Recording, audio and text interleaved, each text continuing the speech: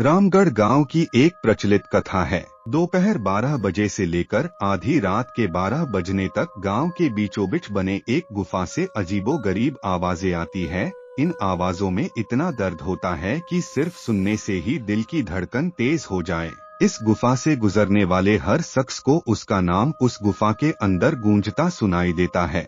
पिछले 37 सालों से इस गुफा के अंदर से भयानक आवाजें और खतरनाक हरकतें हुई जा रही है।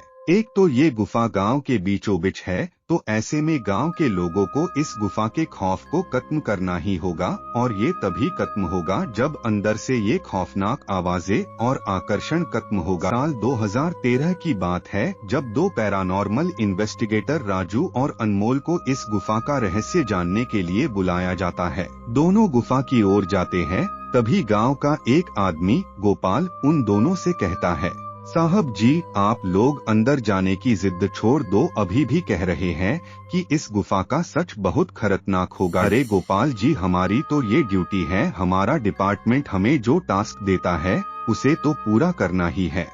ये कहते हुए वे दोनों उस गुफा की ओर चल पड़ते हैं और शाम के करीब 5 बजे गुप्त तरीके से दोनों पैरानॉर्मल स्पेशलिस्ट उस भूतिया गुफा के अंदर पहुंचते हैं। राजू और अनमोल के अंदर दाखिल होते ही गुफा में उनके नाम के गुस्सैल आवाज गूंजने लगती है, हंसते हुए, चले जाओ यहाँ से, नहीं तो मरोगे दोनों तुम लोग, इस दर्द की दुनिया से बाहर निकल जाओ, नहीं तो दोनों की मौत आज रात 12 बजे तय है।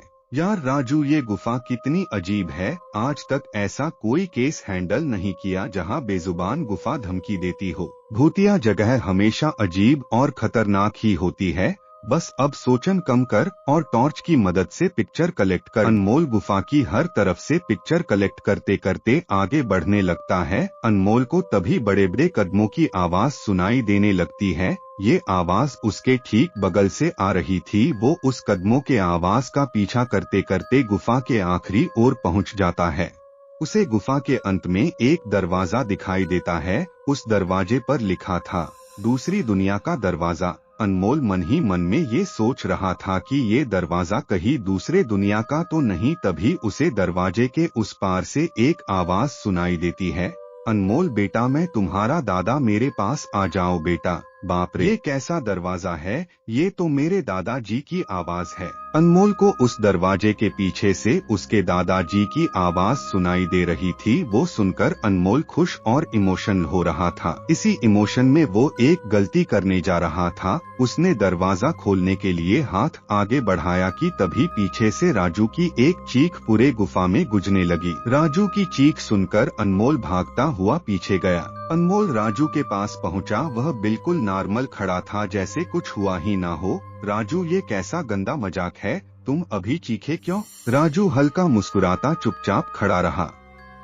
इसके बाद अनमोल राजू को उस दरवाजे की ओर चलने का इशारा देता है। दोनों उस गुफा की अंत में उस दरवाजे की ओर पहुंचते हैं, जहां से दूसरे दुनिया का रास्ता शुरू होता है। राजू, ये देखो, मैंने अभी तुरंत कुछ देर पहले अपने दादाजी की आवाज इस दरवाजे के पीछे से सुनी। मुझे लगता है कि इसके पीछे मरे हुए लोगों की दुनिया है, तो ये दरवाजा खोलकर देख लो ना। सही कहा, मैं दरवाजा खोलता हूँ। अनमोल दरवाजा खोलने ही वाला था कि तभी उसकी नजर राजू की शरीर पर पड़ती है। यार, जब तुम इस गुफा में आए थे तब तुमने सफेद शर्ट और नीली जीन्स पहनी थी, और अभी तुमने काली जीन्स और लाल शर्ट पहनी है। भाई, आखिर तुमने कपड़े कब बदले?